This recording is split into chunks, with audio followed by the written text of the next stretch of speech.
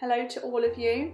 I am going to start this video with a spread in my smaller sized junk journal, which I will link up here at the top if you want to go and check out the flip through of that.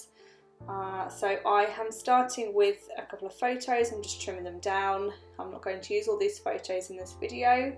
I've printed them all because I like to fill up a page when I'm printing off, because otherwise you end up with loads of wastage and that's unnecessary. So yes, I'm starting. I thought I was going to start with a picture of the dog, but I didn't. I actually go for the image of myself with the camera, which I took in the mirror earlier that day. So to all of you who have subscribed so far, thank you so much. If you're a new subscriber, welcome. It's lovely to have you here. So if you like what you see, if you're not a subscriber yet, please do. There'll be plenty more journals and journaling to follow this video. I still have some painting to do, which I said in a previous video that I would do, and that will be coming up shortly. I have a massive list of video requests, so I'm going to work my way through them as best I can. So you saw me there with my phone. I'm just finding a quote on Google that I can use, sort of ties into this photo. So I think I've said it before, I'm not sure if I said it in my previous video. My intentions for this smaller junk journal is to use it as sort of a happiness journal, for the risk of sounding a bit lame. I just want it to be a book of things that make me happy, things that I enjoy, hobbies, when we're allowed back out in the world. It would be nice to add in things like there, like my daughter horse riding. That makes me very happy. I grew up horse riding, so it's lovely to see her doing the same and enjoying it as well. So things like that I will document in here. So I won't necessarily doc occasions or events. I'll just document things just that literally just make me happy. So photography is one of those things. I love taking pictures. So I've added in this photo of myself with my camera. And that paper there, that green paper, I've had forever and a day, and I love that paper. So I just wanted to add a snippet of it in somewhere. So I've just torn off a raggedy piece, and it's going to sit underneath that photo. And I have just sewn around that photo as well. The piece I'm using is a bit creased and a bit tattered, because it's like the corner, I've had it, like I say, forever. And the corner of it was all bashed from where it'd been in and out of a drawer, but because I like the pattern there, I've used that piece. Now the only reason I mention that is because pieces like that would normally be discarded. I would have a few years ago, before I got into junk journaling, I would have discarded a piece that was bashed or creased or something. The perfectionist in me would have just died at the thought of using a bit like that. But the beauty of junk journaling is that all those little things add character to your journal, those little crumpled up bits of paper, and sometimes we go to great lengths to distress things and to make them look tatty and old, and sometimes you can pull things out and they just are tatty and it works. So yeah, don't discard things like that. If you're thinking of throwing things away, I don't know who needs to hear that, but I could have followed that advice, and there would have been a lot more bits and pieces I reckon that I could use now if I'd have just saved them and actually collected them over the years. So I've added this quote. I'm adding the quote I typed it out on the laptop, and I have cut it into a strip. And I've used the font Remington Noiseless. If anyone's interested, you can go on DeFont or Free Fonts. I'm not sure which website I got it from, but you can just download it, and it's called Remington Noiseless. Obviously you can't use it if you're going to sell your journals or sell any quotes, but I won't add these into journals that I intend to sell. So for my own personal journal, that is the font that I'm using, and it's kind of a typewritten, sort of like distressed looking font. It's nice, it's a nice one. So I'm adding them sort of askew, which was my original intention, and then I sat back and thought, actually no, because I'd intended to sew these on, or look like they've been sewn on, so I'm gluing them on, but I was originally going to make it look like I'd sewn them, so I was going to sew down the left hand side, but then when pause for tea. When I actually took it to the sewing machine, I've actually done a line underneath, which I'm just showing you here. and you can see there's just a line of stitching underneath each one, and it just adds a little layer of texture. You can use contrast stitching, that would look really nice as well. I'm going to stick this photo on, and that does complete the spread. So I'll stick the piece of cardstock on, and obviously I'll stick the photo at the top just like I've got it laid out there. I do use my Fabri-Tac. I've used this glue stick to stick this piece in, it works perfectly fine, but where the stitching is around the photo, I didn't want it to peel up at the corners, so I used the glue in the middle, and then I used Fabri-Tac around the edge.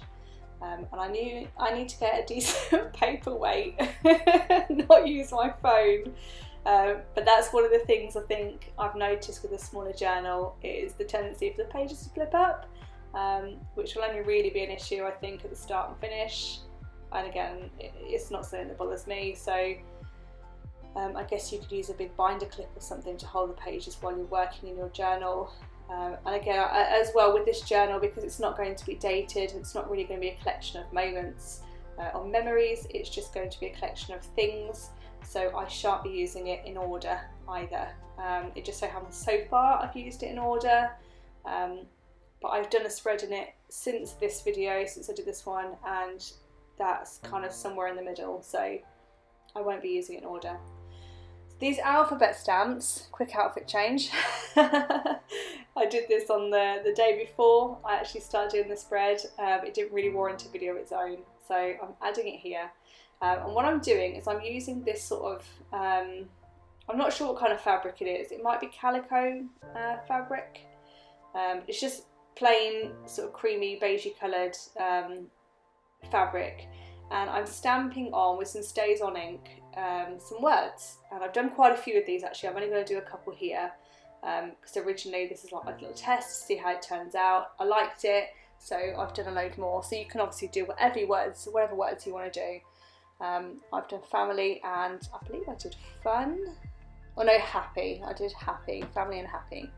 And what I will do with these is I'm going to layer them over a piece of just scrap. I use tea dye paper, you can use any paper.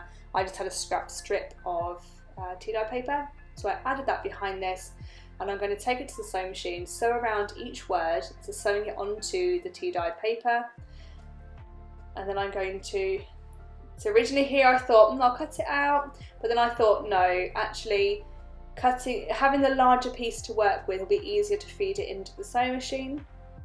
So I didn't cut it out, I just laid it on top, and I will show you in a second how that turns out. Oh, it's a little piece of envelope, look, that's what I've used. There's a random little bit of envelope that I cut off, so all these little things, guys, you've got to keep hold of, because you'll be surprised when something as silly as this will come in handy.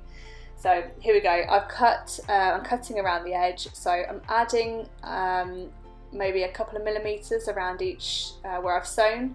And what I'm going to do is pull out the threads so it adds a frayed edge to each piece.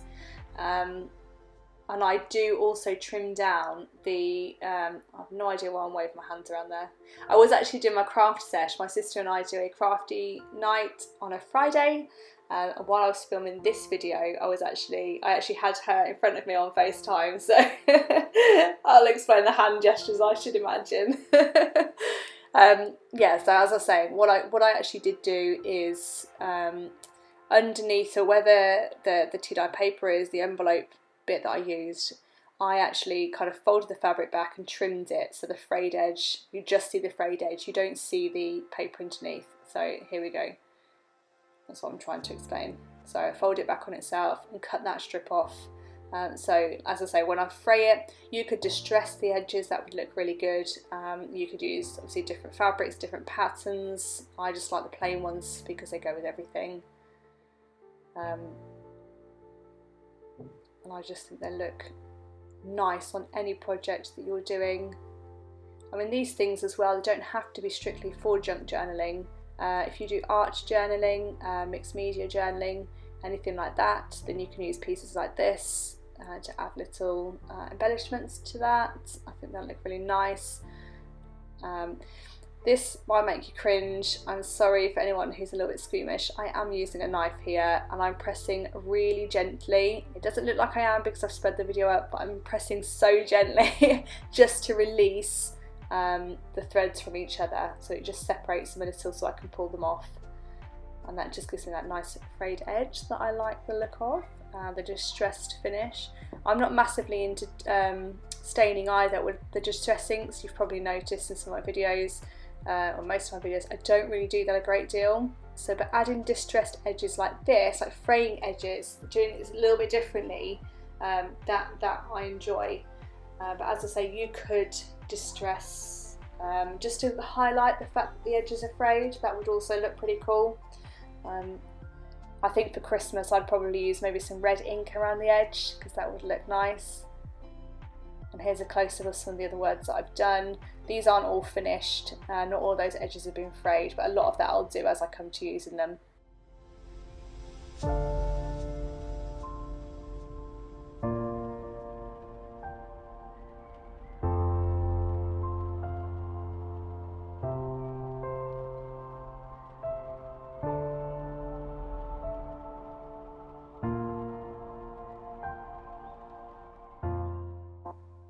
So I spread this piece up a little bit more than the other clips, just because it's a pretty straightforward thing that I'm doing here.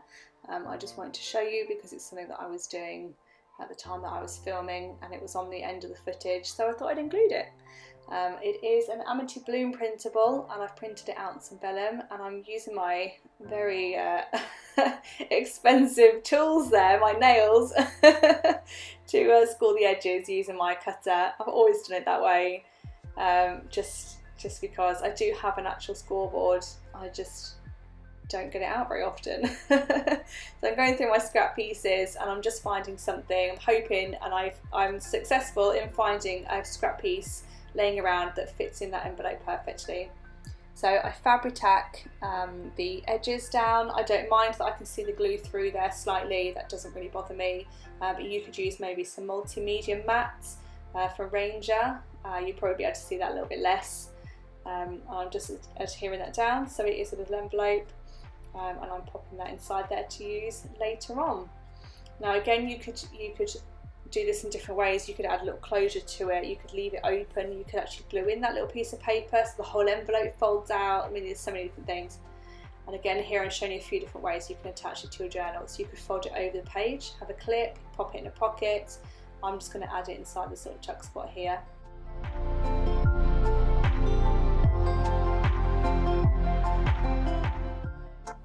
So I'm going to add this footage in on the end here as well. I've made these today. They're specimen cards. I was going to do a video separately for these, but the footage didn't really warrant a video in its own right. So I'm using book paper here. You could use any paper you want to use. I suppose it would be better if you had maybe a book on entomology or botany perhaps. This is just a random children's book, but by the time I've added a little journaling space and some embellishments and what have you, you're not really going to pay much mind to what the text says, so that's what I'm using here. Now I'm not measuring these out, and I started to use my paper trimmer, but the blade is blunt, so I'm cutting around the edges with my knife. I actually did a few more of these later on. I did one specimen one, test one if you like. Then I'm making this one to film, and then I've made a few more since, and I actually tore around the edges, which gave like a bit more of a jagged finish, a looser, rougher, sort of more organic edge than cutting it with the paper cutter. I have printed these butterflies onto some clear sticker paper, and I'm adhering those to some acetate, and that will be my window. There are many ways you could do this. You could laminate some butterflies. You could even cut them maybe onto vellum to give that bit more of a striking edge perhaps. I wanted mine to be clear because that's traditionally they would be clear. And all I'm going to do to adhere these is measure 1 centimetre from the edge on the top 3 sides, and then I draw a line. And then on the bottom, I'm just going to use my image to decide where I need my bottom line to be. So again, there's no measuring going on. I can give you measurements if you'd like to. I don't think it's necessary though, because your image may be different to mine. That's just how I've done it. I think a centimetre gives just a nice gap around the edge without it being too much or too little that you can't adhere. And I mucked this bottom bit up a little bit, so I'm just cutting a little bit lower than I'd intended to, but it worked out fine in the end, so that's alright. Apologies for that. My pencil lines I am going to flip over so they are on the inside, so you won't see those. Because both pieces are the same size, it's easy enough just to flip them over. You don't have to rub out any lines or anything. So I'm adding glue to the whole of both pieces, and I'm going to sit my butterfly in that window and then sandwich it between those two pieces. Now again, from here, this is essentially your specimen card. You can do whatever you like with yours. You can sew around the edge, you can add anything you want to add to it, any embellishment, you can add your journaling space, you can just leave it. You could even do yours, I mean you can do your butterfly a bit further down, you can make it a square piece so it's just a specimen card, which is why I say you could print yours onto vellum, and then you can back it perhaps with your tea-dye paper or your journaling paper, and then you've got a nice space to write on the whole of the back. I'm adding a little journaling space down the bottom here, and I'm just touching the edges with that Distress ink, just to set it away from the background text. It just gives it like a nice little border. I'm not massive on ink in the edges. I think I said that earlier in this video, I'm not sure, but I'm not. So I'm literally just touching the edges there, and I'm going to use one of my word sentiments that I made, and here you can see that I'm distressing the edges, ready to add it onto my page, and I'm using the word pretty because butterflies are pretty, and that will complete my little journaling card that I've done here. And I'll probably put this in one of the journals that I'm going to sell, so keep an eye out for it. If you do manage to grab one of my journals when they are listed, when they're up in my shop, you may be the lucky receiver of this journaling card. And I'm going to use fabric tack just on the back of that one to make sure it sticks really well, because it will overhang onto the acetate, and I've kind of squashed the acetate against it in the back to kind of squash all the glue around, so you can't see the little squiggles of glue. And just because I've inked the outside of that journaling spot, I'm just going around the very outer edge of the journaling card as well, so it all kind of it's all cohesive and it ties in together. And that will be the end of that. You can stick a photo on the back perhaps, or add another journaling space. I've just left it, and here I'm just showing you the other ones that I've made. So I hope you like that, and you stay tuned for the next video. Thanks for watching. Bye for now.